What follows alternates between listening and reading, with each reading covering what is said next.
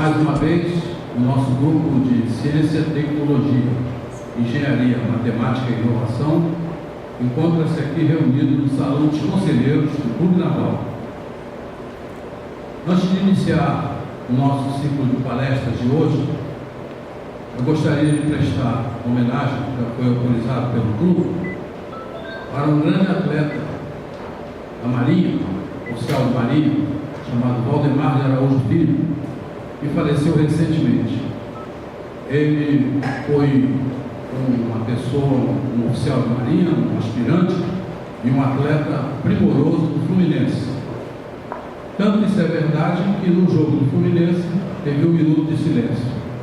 Portanto, senhores, nada mais justo que nós, aqui no Clube Naval, representando aqui a nossa Escola Naval, que os senhores também façam essa homenagem ao Valdemar. Por favor, 1 minuto de silêncio.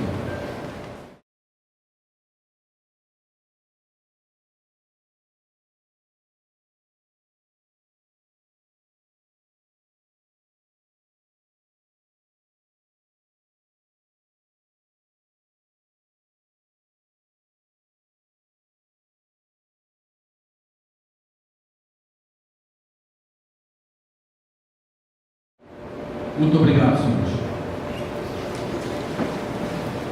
O grupo de Ciência, Tecnologia, Engenharia, Matemática e Inovação, ele é subordinado ao Departamento Cultural, que é chefiado pelo comandante Osmar Boa Vista. Pertence ao Clube Naval, cujo presidente é o almirante Rui da Fonseca Elia, e hoje está aqui representado pelo seu chefe de gabinete, o comandante Aldo Raposo, aqui conosco também.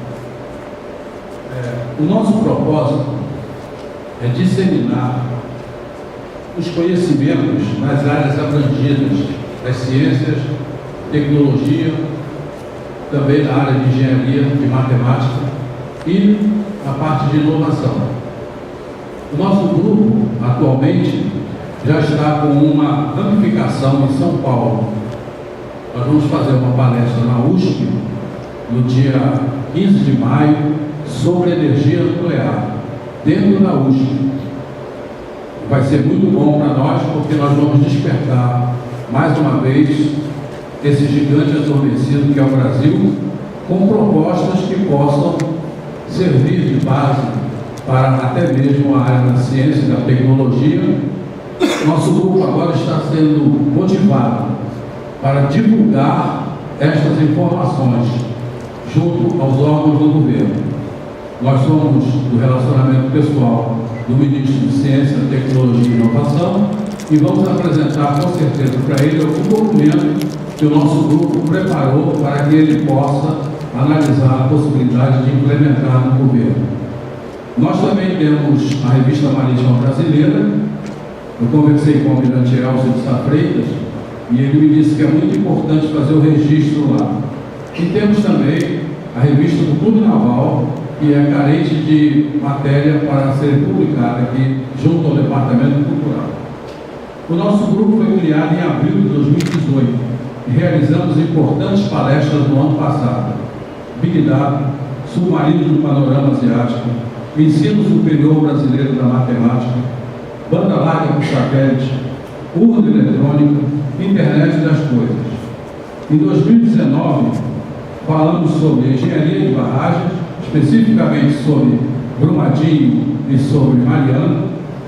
Falamos também sobre navios autônomos e uma brilhante palestra que antecedeu a LAAD, capitaneada aqui conosco pelo almirante Pierre Antônio, que encontra-se aqui na plateia. Hoje nós vamos falar de energias renováveis. Vamos falar de energia nuclear. Está presente aqui, será o mediador, o comandante Leonardo. O comandante Leonardo foi admitido como imortal na Academia de Engenharia Nacional. Recebeu o diploma na Escola de Guerra Naval. Para quem eu peço uma salva de palmas.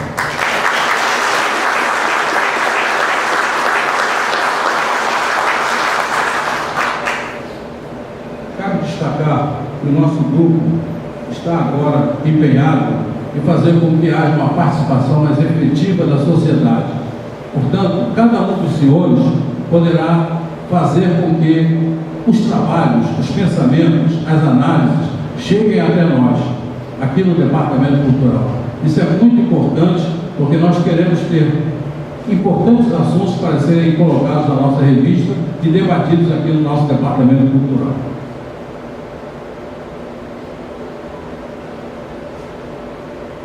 Sob a coordenação do comandante Joel Medeiros, coordenação técnica, será realizado esse painel. Eu então vou passar a palavra ao comandante Boa Vista, para fazer a saudação aos palestrantes, e depois o comandante Joel vai tomar a frente para poder apresentar a palestra propriamente dita. Muito obrigado, senhores. Tenham uma boa palestra.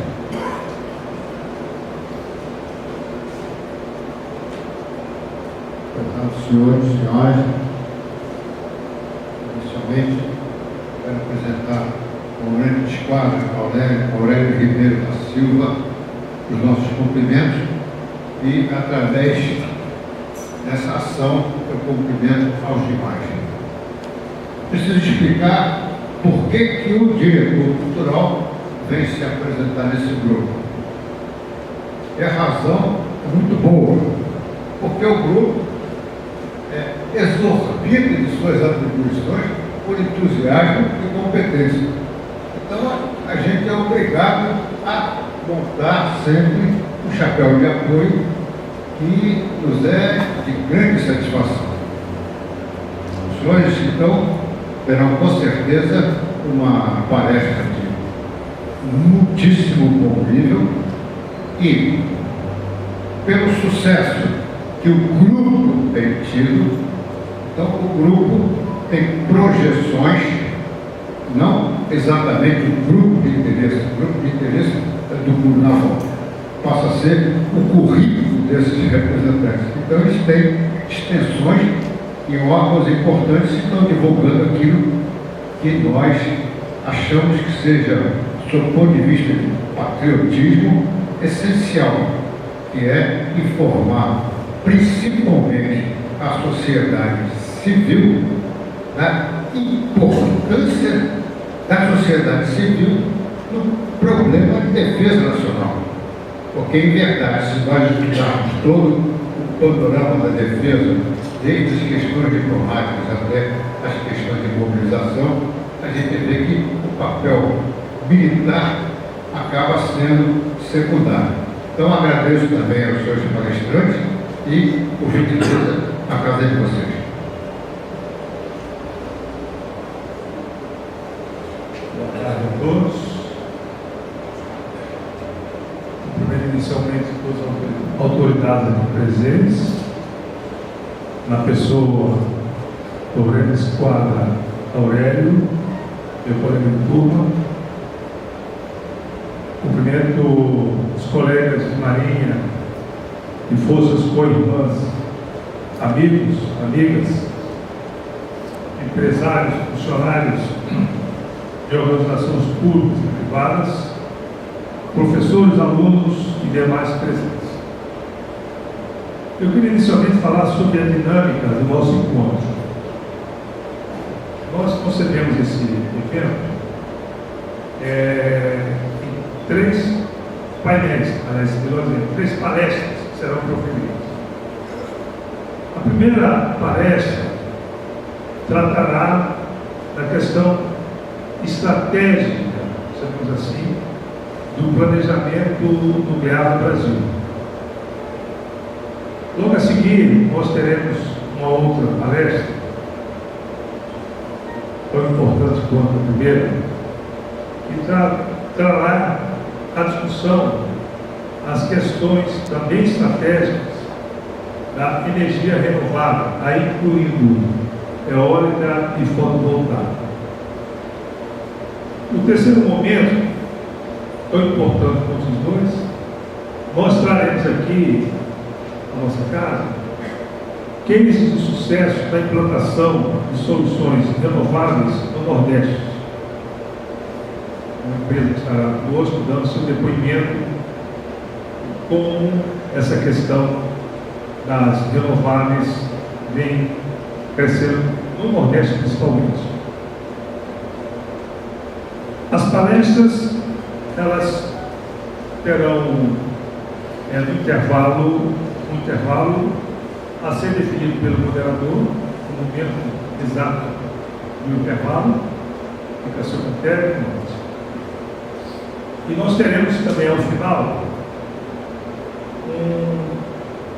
um momento de interação, perguntas e discussões serão abertas aos senhores.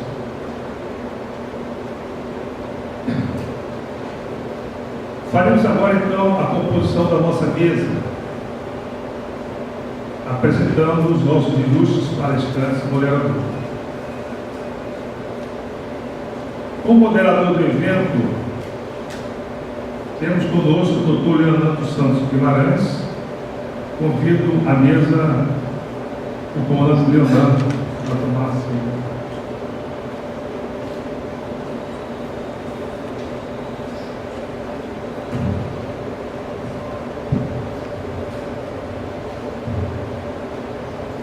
Dr. Leonardo é engenheiro naval e oceânico pela USP, mestre em engenharia nuclear pela Universidade de Paris 11 e capitão de mar e guerra da reserva do Corpo de Engenheiros da Marinha do Brasil. É autor de vários livros e artigos sobre engenharia, gestão e planejamento. É convidado assíduo para palestras no exterior para falar sobre o Programa Nuclear Brasileiro. Como aqui dito, é mestre titular da Academia Nacional de Engenharia, cuja posse foi realizada nesta semana. Atualmente, ele é presidente da Elesa Nuclear.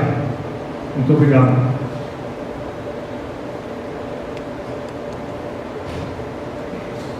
Como palestrante, convido à mesa o Dr. Marcelo Gomes da Silva.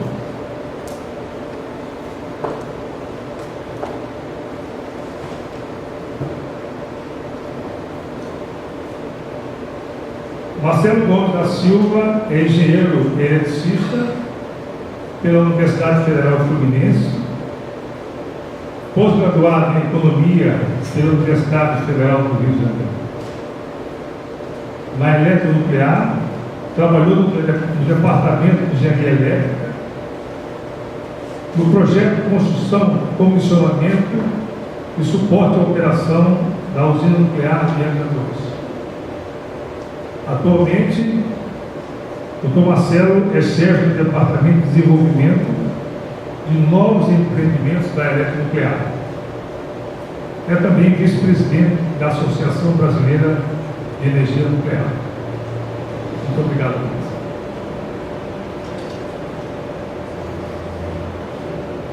Como palestrante, convido à mesa o Dr. Rodrigo Flora Caribe.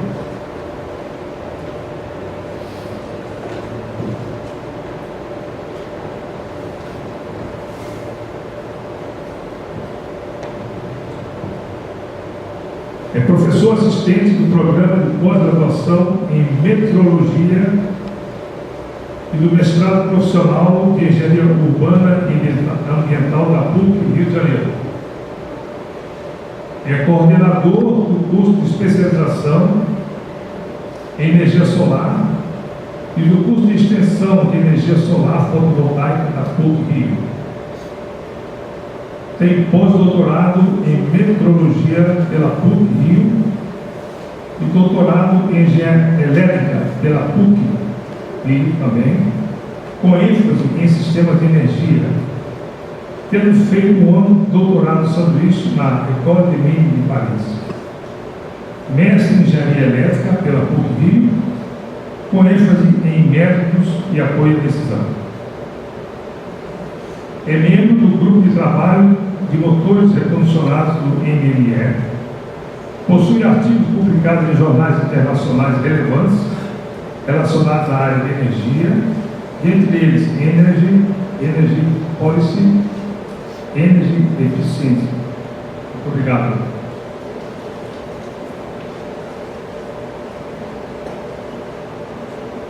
Convido à mesa o senhor Luiz Carlos Ribeiro,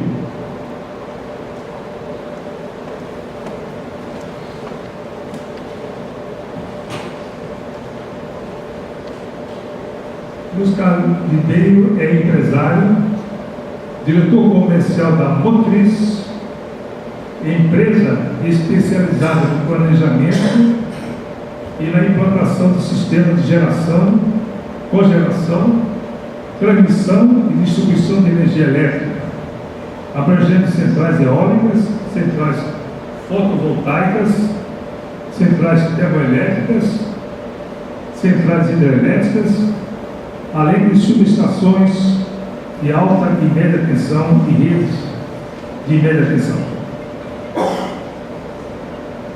Isso posto, eu passo a palavra para o doutor Leonardo para conduzir os trabalhos.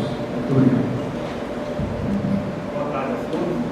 É um grande prazer estar aqui com a aula. Um pouquinho, o grande aqui exagerou e o portal exagero, nem sou eu para isso. A Academia Nacional de Engenharia não pretende tanto, não foi muito, mas eu agradeço as palavras, né? E vamos dar início ao trabalho, né? Mas antes de começar o trabalho, antes de passar a palavra para o meu participante, eu queria fazer um pouquinho uma provocação do contexto em que isso está acontecendo. Eu aproveito, me perdoem, está em inglês, eu estou reproduzindo uma palestra que nós fizemos recentemente, né, no final de fevereiro, um evento da IRINA. A IRINA é a Associação, a Agência Internacional de Energias Renováveis. Ela promoveu em Brasília um workshop sobre a transição para a energia limpa, né, em cenário de longo prazo. Né. E nós ficamos bastante satisfeitos de terem convidado alguém para falar de nuclear. Né. Foi uma surpresa agradável. Fiquei até com medo, se eu vou lá entrar lá, vou apanhar. Né. Mas realmente, eu acho que contrariou completamente a minha expectativa, foi positivo, né? E eu acho que foi reforçado pelo próprio pessoal da IRINA lá, a visão de que energia limpa é energia renovável e nuclear. O desafio é como é que essas coisas podem ser combinadas. Tá? Esse é o desafio, não é uma questão de competição, é uma questão de combinação adequada. Quando a gente fala combinação adequada, nós estamos pensando em minimizar o custo para a sociedade. E quando a gente fala em minimizar o custo da sociedade, a gente está falando em como combinar essas duas fontes básicas de energia limpa de forma a minimizar o custo da energia para o consumidor final. No fundo, é isso que a gente está buscando. Né? E é um caminho árduo, que é uma grande novidade. Conhecendo uma grande novidade, qualquer transição é complexa, ela tem idas e vindas, tem erros e acertos, né? Mas eu acho que o caminho que vem sendo percorrido tem um acordo de aprendizagem positivo. Né? E na realidade, qual era o tema que a gente discutiu lá? Era o custo da descarbonização. A descarbonização é imperativa.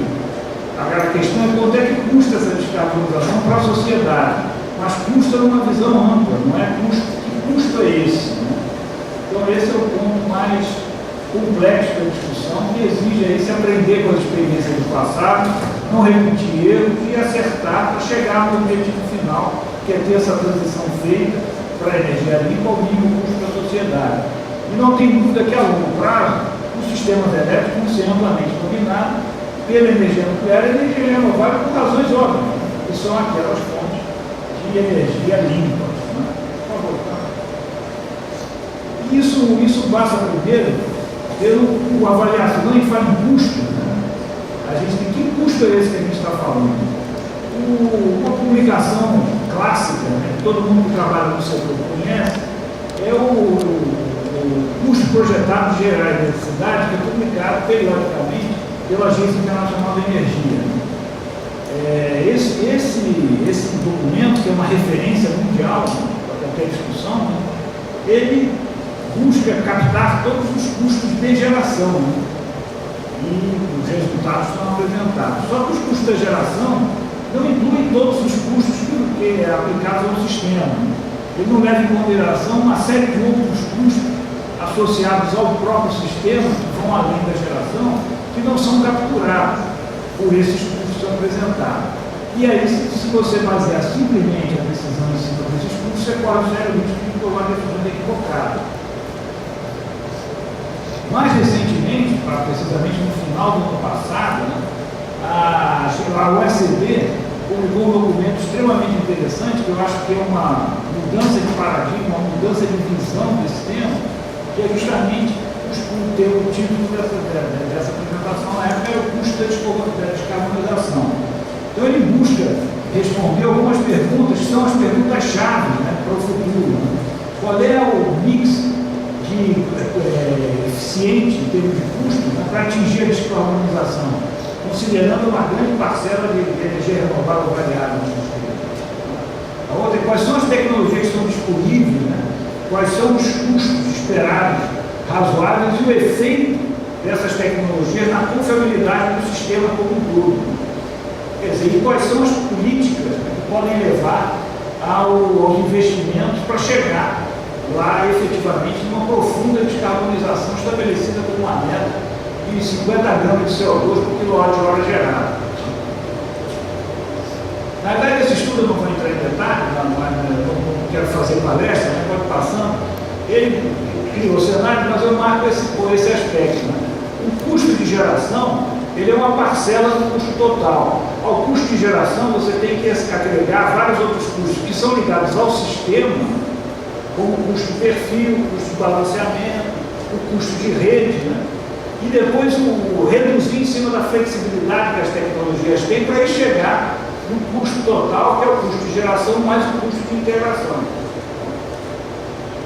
Não vou entrar nesse mérito em detalhe, passando rapidamente sobre esses custos. Né?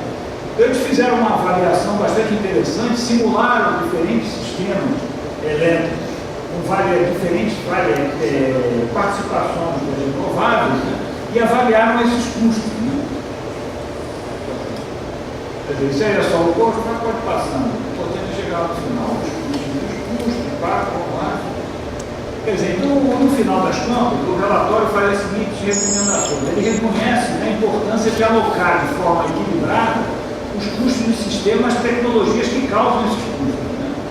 Quer dizer, buscar a competitividade dos mercados no curto prazo, né? Criando um despacho, eficiência no despacho da eletricidade. Essa é uma recomendação. Obviamente, novos investimentos em tecnologias de baixo carbono e garantir aí a condição de capacidade de flexibilidade com a transmissão e distribuição. O ponto crucial é que quando se discute custos de gerar eletricidade, a gente pressupõe, né, que custo é igual a valor. Isso, na verdade, não é bem verdade. O que a eletricidade, em que pesa que a eletricidade, no final das contas, ela aparece na tomada, né, ela tem diferente valor dependendo do momento e do local onde ela é gerada. E essa distinção é que some quando você simplesmente analisa aquele custo nivelado. Esse tipo de consideração tem que ser tomado no planejamento, isso é um caminho ainda a ser percorrido. Várias decisões, né, certas políticas energéticas se demonstraram equivocadas justamente por não levar em conta esse tipo de custo. Alguns casos clássicos, o caso da Alemanha, que fez um enorme investimento em energia renovável e sua emissão de gases de efeito estufa aumentou. Eu vou entrar na discussão disso aqui, que é um tema complexo, né? Mas o fato é que, para se formar políticas adequadas, chegar no custo mínimo para a sociedade, não basta olhar o custo da geração. Tem que se olhar o custo do sistema, da integração dessa geração no sistema, e aí avaliar o tempo local onde essa eletricidade é gerada, passa a ter uma importância muito grande. Então, era só isso que eu queria introduzir o tema, só para a gente entender qual é o contexto que nós estamos discutindo aqui. Nós não estamos fazendo uma competição. Dizer que a nuclear é melhor que a renovável, tu joga que vai renovar, a nuclear resolve tudo. O que não é verdade. E vice-versa, ao contrário também. Na verdade, nós não estamos trabalhando em competição. A gente está falando em cooperação, em composição, visando aquele objetivo que é a descarbonização. Então, eu acho que esse é o ponto, é para descaracterizar que o jeito do pai está parece uma disputa aqui. Obrigado com ele, o Marcelo vai brigar com ele. Não é esse o objetivo de maneira alguma. Apesar de que a gente está falando acontece muitas vezes, uma briga entre defensores de uma fonte, que é uma briga meio futebolística. Quer dizer, a minha é melhor do que a do outro. Parece um pouco futebol. Pô, tá tirando o Flamengo porque estou começando com o melhor mesmo. Mas, ou seja, a argumentação, ela não pode se fundamentar na diminuição do outro, na supervalorização do seu. Porque o objetivo não é esse. O objetivo é minimizar os custos da sociedade do processo de descarbonização, que é necessário por outras razões ligadas à mudança climática, todos esses aspectos. Então, eu acho que o objetivo dessa fala inicial é desfutebolizar a discussão da energia, porque ela é bastante futebolizada, infelizmente, compromete o diálogo, compromete o resultado final. Bom, falado isso, nós vamos pedir então ao Marcelo para fazer a sua apresentação. Bom, então, novamente, boa tarde a todos.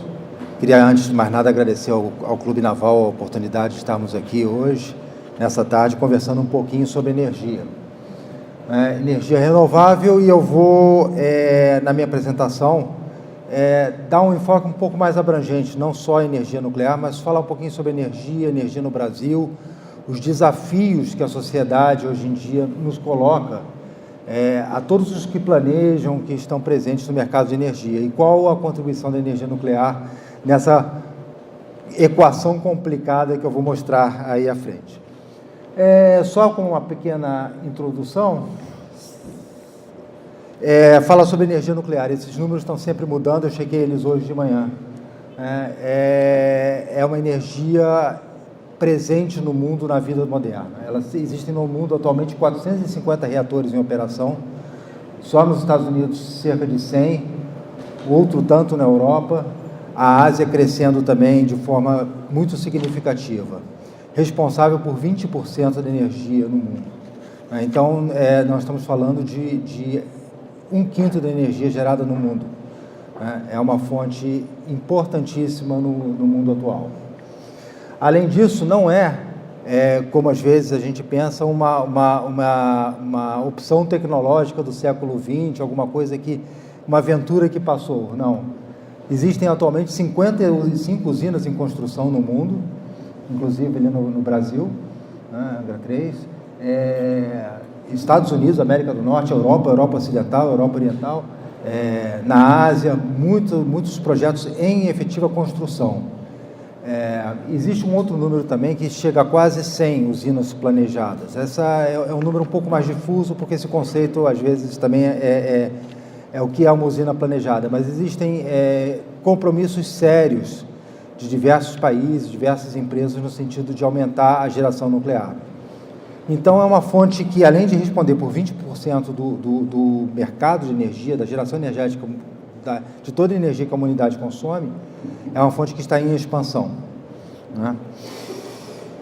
Dito isso, vamos falar um pouquinho sobre mundo, sobre energia, E vamos começar a falar um exemplo de Brasil. Essa é uma cidade, São Caetano do Sul, uma cidade do Sudeste, o maior índice de desenvolvimento humano do Brasil, 0,19 pelo IDH medido lá pelos fórmulas lá da ONU. E ao mesmo tempo, nós temos no Nordeste, Pernambuco, uma cidade chamada Manari, que tinha um IDH menos da metade, 0,46, quase metade do que tem São Caetano do Sul. Isso é o Brasil que a gente vive, é o Brasil que a gente mora, cresce, é o desafio que está colocado para nós. Essas imensas diferenças. Um garoto que anda de bicicleta ali naquela ciclovia tem uma perspectiva de vida, um futuro muito melhor, certamente, do que esse rapazinho na bicicleta ali andando aí nessa poça aí de esgoto. E esse é uma coisa que a gente tem que pensar quando a gente trabalha no setor de energia, planejadores do setor elétrico, porque energia é desenvolvimento. Existe uma correlação muito forte entre o consumo de energia per capita e o índice de desenvolvimento humano dos países. Espera aí, só que existe uma faixa aqui, África, aquele pessoal todo que está numa situação ainda pior, mas aqui existe uma região de relativa linearidade em que você observa em que o crescimento, a melhoria de qualidade de vida, ela vai de mãos dadas com o consumo per capita de energia. E não poderia ser de outra forma, né? Saneamento básico consome muita energia, educação, saúde, segurança, qualidade de vida é energia, né? Então, se olharmos o consumo do Brasil, o consumo per capita de energia no Brasil, ainda está muito aquém de países como Argentina, Polônia, Portugal. Muitas vezes as pessoas até falam, mas não tem graça você comparar isso com outros países europeus, por exemplo, em que tem problema de aquecimento. Só que nesses países o aquecimento é óleo. Dificilmente você tem aquecimento elétrico nesse país. Então, é um ponto, já um dado de fundo aí nesse nosso planejamento, né? Essa desigualdade que existe no Brasil, né? E isso vou mais além, não é só um privilégio do Brasil, mas é do mundo. Essa foto já é um pouco manjada hoje em dia, mas se a gente olhar uma foto do mundo à noite, a gente vê uma grande região de escuridão, né? E aí vem aquela primeira provocação. A gente, que está na parte aqui menos iluminada do mundo, nós não podemos importar modelos que funcionam aqui em cima, né? Soluções de quem já está construindo o seu país e agora está tratando de outros assuntos, e nós ainda temos tanto o que fazer, né? E esse é o desafio do planejamento no Brasil: vencer essas diferenças, reconstruir o Brasil. O Brasil é uma nação em construção, né? Estamos construindo infraestrutura, cidades, estradas, qualidade de vida. Vamos levar aquela cidade lá de Pernambuco para um padrão sudeste. E isso se insere dentro do planejamento energético brasileiro, que toma forma em 2 planos. Essa versão, Plano Nacional de Energia, ainda é a versão que está ainda divulgada, Plano Nacional Horizonte 2030. Estamos com o Horizonte 2050 aí à beira de ser divulgado, né? Já falava em nuclear esse plano, fala em 4.000 megawatts no cenário de referência, o menor cenário, né, com possibilidade de mais novas usinas em outros cenários mais ousados. Esses números, grosso modo, se repetem no que vem por aí no planejamento 2050. Né, e existe uma lógica para isso que a gente vai ver agora, daqui a pouquinho. Além do plano de 2030, o plano de planejamento de longo prazo, existe o plano decenal de energia, né? Que ele atualmente contempla a entrada de Angra 3 e identifica ao mesmo tempo a necessidade expressiva de geração térmica de base no Brasil. Por que a energia térmica no Brasil tem crescido tanto? Por que todo mês a gente está pagando aquela conta de luz, tem bandeira laranja ou bandeira vermelha, né? Por que isso? Simples, esse gráfico mostra como em azul a potência, o armazenamento, capacidade de armazenamento nos nossos reservatórios hidrelétricos, em rosa ou qualquer que seja essa cor, a potência instalada hidrelétrica no Brasil. Caminharam juntas até um certo ponto e a partir do meados dos anos 80 elas começaram a se separar. Agregaram-se novos megawatts, gigawatts em geração, em potência, mas a capacidade de armazenamento, por razões de licenciamento, grandes lagos, enfim, ela não acompanhou. Isso tornou o sistema elétrico brasileiro bastante nervoso, bastante vulnerável à hidrologia. Ano seco, ano úmido, a gente começa a acompanhar isso, né? E se vocês olharem a geração no Brasil por fonte, em azul, geração hidrelétrica, em vermelho, a geração térmica convencional, amarelo, nuclear, uma parcela constante, e a partir de certo ponto começa a entrar a eólica, também participando na nossa matriz energética. Ainda predominantemente hidráulica, mas com um viés de decréscimo na geração hidráulica em função de concorrência no uso da água e mudanças climáticas. Eu acho que a gente também não tem como fugir disso. Isso foi compensado por um aumento, apesar de ter entrado uma expressiva geração eólica, mas o grosso ainda é um aumento na geração térmica no Brasil. O mesmo quadro com alguns números, né? Vemos então que a energia térmica no Brasil tem sido necessariamente acionada, né?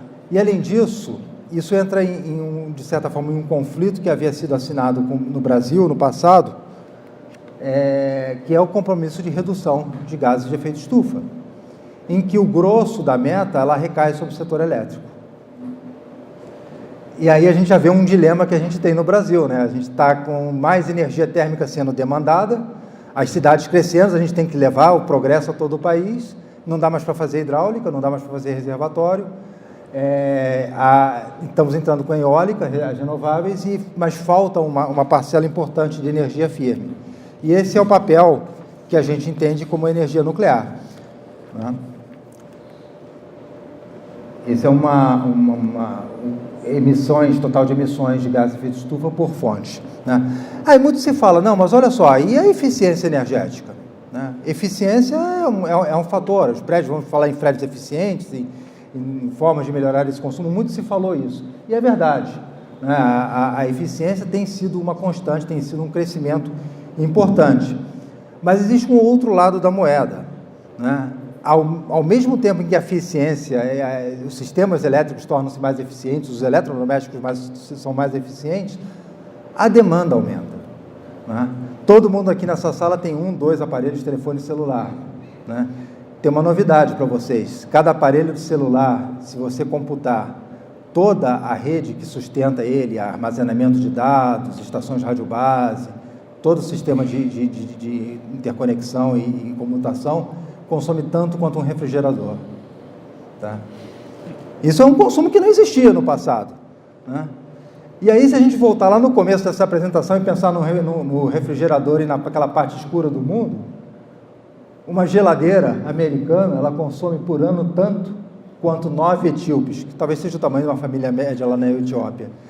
Então, a novidade é que cada um tem no bolso aí o consumo de 9 etíopes, hoje, aqui dentro dessa sala. É uma brincadeira, mas para dizer o seguinte, olha, a gente tem sistemas mais eficientes, sim, mas o consumo está aumentando, nós estamos encontrando novos usos para a energia. E isso não é novidade, nenhuma novidade. No século XIX, esse economista escocês estudou a Revolução Industrial, estudou o uso do carvão, e ele colocou isso. O uso mais eficiente de combustível não implica numa redução, é exatamente o oposto, ele implica num aumento. Se você tem um carro econômico, você já não pensa 2 vezes antes de fazer um passeio, uma esticada de fim de semana no carro, né? Isso se reproduz ao longo da história, né? Uma foto de Paris, século XIX, Times Square no início do século XX, Times Square no final do século XX.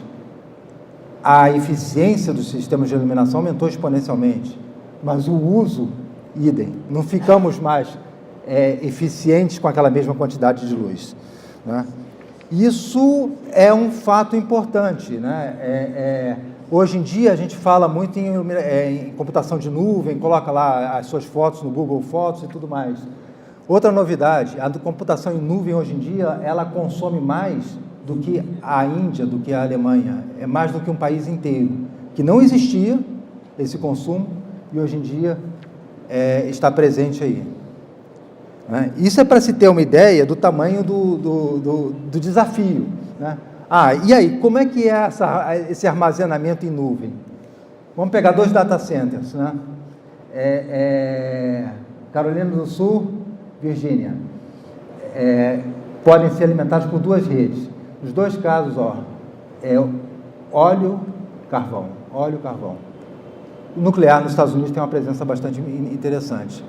Então, quando você chega todo feliz e ambientalmente amigável, fala assim, não, eu armazeno meus dados na nuvem, a novidade que temos é que a nuvem, na verdade, não é aquela nuvem branquinha que a gente desenha, mas é uma nuvem cinza de carbono, né, à base de carvão e óleo, né? E isso tudo pode mudar, existe uma pressão muito grande acontecendo no mundo hoje em dia, que é a entrada do transporte elétrico. Mais cedo ou mais tarde, isso vai exercer uma pressão muito grande sobre o sistema, sobre a economia da energia elétrica. Não é à toa que as grandes empresas petrolíferas não são mais empresas petrolíferas, elas se autodenominam empresas de energia, porque é o negócio delas. Então, E são empresas que têm um poder de mercado imenso que podem mudar fundamentalmente a organização industrial do setor. Esse é mais um pontinho aí no nosso radar. Então, como isso tudo se integra? Né? Tivemos no Brasil, então, no mundo inteiro, muito bem-vinda a entrada da geração eólica, né? Que é um fator importantíssimo, a gente reputa como fundamental nas discussões do futuro energético. Né? Só que a energia eólica ela tem um problema, ela não é controlável.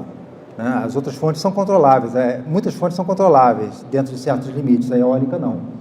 Esse é um exemplo de um parque eólico lá em Idaho, são 32 turbinas, total de 57 megawatts, isso é a geração em determinado ano.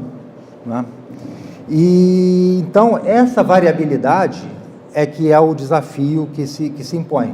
Né? No Brasil, nós estamos colocando cada vez mais usinas eólicas, aproveitando esse imenso potencial que realmente nós temos, mas a gente precisa, dentro daquilo que o doutor Leonardo comentou, hoje em dia não existe mais um conflito, existe uma união entre as fontes energéticas, é como se fossem pratos diferentes que montam um cardápio no final. Né? E existe uma necessidade de se firmar essa energia, de permitir a entrada dessa energia. Como? Através de uma geração térmica de base.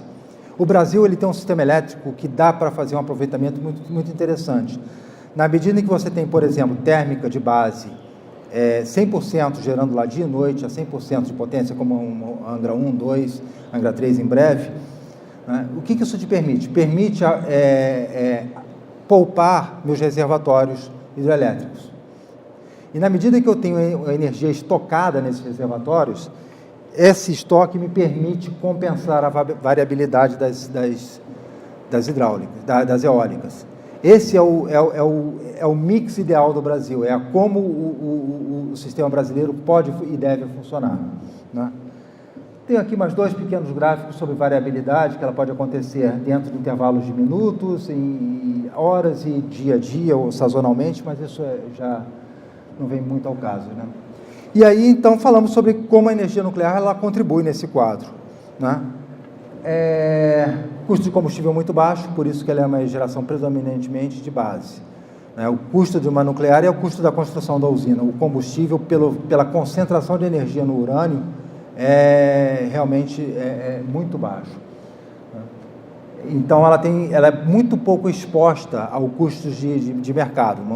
Comparar, por exemplo, com gás natural, com óleo, em que estão expostos à dolarização do combustível, ela é uma vantagem.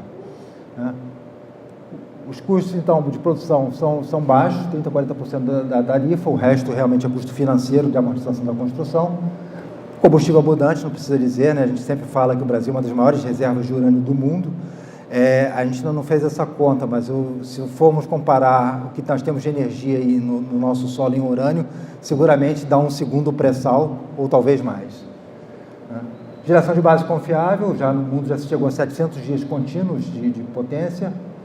Pode se colocar perto de grandes centros de consumo, é o caso de Angra, perto de Rio, São Paulo, Belo Horizonte. Isso traz um benefício imenso para o operador do sistema elétrico, ele vive destacando isso sempre que tem oportunidade.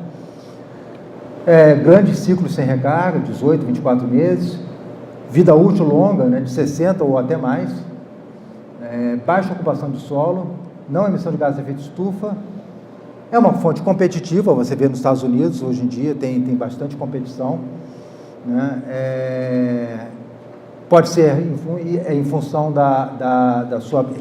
de ser compacta, né, de baixa ocupação do solo, ela pode ser colocada em regiões selecionadas. E alguns pontos importantes, ela tem um grande fator de arraste sobre a economia local. É um fator de geração de emprego de qualidade, um fator de renda no local, de dar futuro, de escolas técnicas e oportunidades de carreira para toda uma população numa área que normalmente, por estar um pouco mais afastada do centro, é carente. Né? Indutora de desenvolvimento científico, tecnológico, não é só geração, não é só uma fábrica de megawatt, uma usina nuclear, ela traz todo um arraste tecnológico para a indústria, né? eu sei, a gente conhece que muitas das pessoas que foram para a Embraer na área de qualidade vieram da antiga Nuclem, né, do programa nuclear. Quem primeiro falou em garantia de qualidade, essa questão de qualidade no Brasil, foi na época do acordo com o Brasil e a Alemanha. E aí, depois disso tudo, veio para a indústria brasileira, né, e foi aproveitada por outros setores, como o aeroespacial. Enfim, e existem alguns desafios, realmente existem. Primeiro, o custo de instalação, você coloca alguns milhões de dólares durante alguns anos, alguns bilhões, e só vai pegar essa receita depois de 5, 6, 7 anos. Né? Tem a questão da percepção pública quanto à segurança, que isso aí já dá um debate por si só em separado. Questão de proliferação, né, que é o controle do material combustível, material nuclear, e o desconhecimento de que não existe essa competição que se fala entre fontes de energia. Eu vou, em vez de fazer a Angra 3, posso botar não sei quantos mil painéis solares. Isso é um dilema que não existe. Na verdade, você não consegue alimentar um sistema elétrico de forma segura, constante, 24 horas por dia, 365 dias por ano, ao longo de anos, sem ter um mix que seja realmente controlável e equilibrado. Só para exemplificar a questão de opinião pública, esse é um jornal, eu não consigo mais ver aqui a data, mas se eu não me engano é Globo de 2011, se eu não me engano. É uma notícia que aconteceu nesse dia, na véspera, que tinha acontecido um acidente numa instalação na França. Era uma instalação de combustível nuclear, tá? Não era nada de produção nuclear, enfim, houve um acidente em que houve um morto. Né? Então, um acidente mata um na França. E essa é a página do Globo que traz essa notícia. Aí, num cantinho aqui, explosão de oleoduto arrasa favela no Quênia, 75 mortos. Assim, eu não quero fazer aqui uma conta de mortos por centímetro quadrado de página do jornal, mas isso dá para ver a diferença de percepção que tem. Né? Acontece um acidente industrial numa instalação nuclear na França, ganha 3/4 da página com direito a infográfico e tudo mais, e o fantasma de Fukushima. Agora explode um oleoduto lá no Quênia, mata 75, não sei quantos feridos, e a menção é infinitamente menor. Por quê? Por causa dessa questão da percepção. Né?